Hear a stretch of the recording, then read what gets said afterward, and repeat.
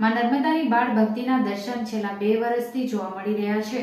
નર્મદાના પગપાળા પરિક્રમા કરતા મધ્યપ્રદેશના 5 બાળકો અંકલેશ્વરના રામકુંડ તીર્થધામ ખાતે આવી પહોંચ્યા હતા।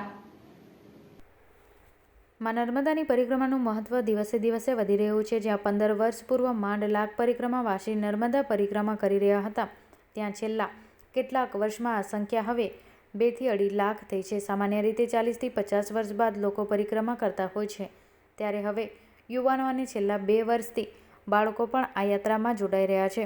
ચાલુ વર્ષ મધ્યપ્રદેશમાંથી દાદા દાદી સાથે શાળામાં રજા મેળવી એક બાળકી અને 4 બાળકો તેમજ અન્ય 2 નાના ભૂલકાઓ પણ માં નર્મદાની પરિક્રમા કરી રહ્યા છે।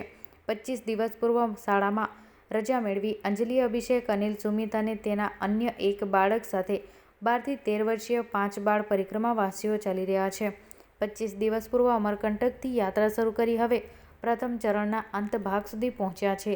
બાળ પરિક્રમાવાસીઓ સુમિતે જણાવ્યું હતું કે દાદા દાદી જોડે પરિક્રમામાં જવાની ઈચ્છાથી એટલે શાળામાં વાત કરી અને તેમની મંજૂરી મેળવી રજા લઈને નીકળ્યો છું। અમારા ગ્રુપમાં 5 જેટલા બાળ ભક્તો અમે જોડાયા છે। 25 દિવસ પૂર્વ યાત્રા શરૂ કરી હતી, આજે અંકલેશ્વરમાં આવી પહોંચ્યા છે। યાત્રા કઠિન છે, જંગલમાંથી પણ પસાર થવું પડે છે, ત્યારે મુશ્કેલીઓ પડે કે કઠિનાઈ થાય તો માં નર્મદાનું સ્મરણ કરતાં કરતાં આગળ વધી રહ્યા છે। પરિક્રમા કરતી વેળા આપણી આધ્યાત્મિક ધરોહરની જે જાણકારી મળે અને માં નર્મદાની કૃપાથી એક આધ્યાત્મિક ભાથું જે મળી રહ્યું છે, જે જીવનની નવી દિશા બતાવી રહ્યું છે। માં નર્મદાની પરિક્રમા યાત્રા હવે કુંભ જેવી બની છે। પ્રતિ વર્ષ તેના શ્રદ્ધાળુઓમાં વધારો થઈ રહ્યો છે। નવરાત્રથી અત્યાર સુધી હજારો ભક્તો આવી ચૂક્યા છે। છેલ્લા કેટલાક દિવસથી તો સંખ્યા બમણી જોવા મળી રહી છે। આજે આ પરિક્રમામાં નાના બાળકો પણ માનો સત્કાર કરવા નીકળ્યા છે, ત્યારે આવા બાળ ભક્તોની સેવા કરી હું ખુદ મારી જાતને ધન્યતા અનુભવતો છું। દાદા દાદી માટે શ્રાવણ કુમાર બનેલા આ બાળ ભક્તોમાં માતા પિતા પણ ધન્ય છે કે તેઓ બાળકોને આધ્યાત્મિક યાત્રા ઉપર મોકલ્યા છે।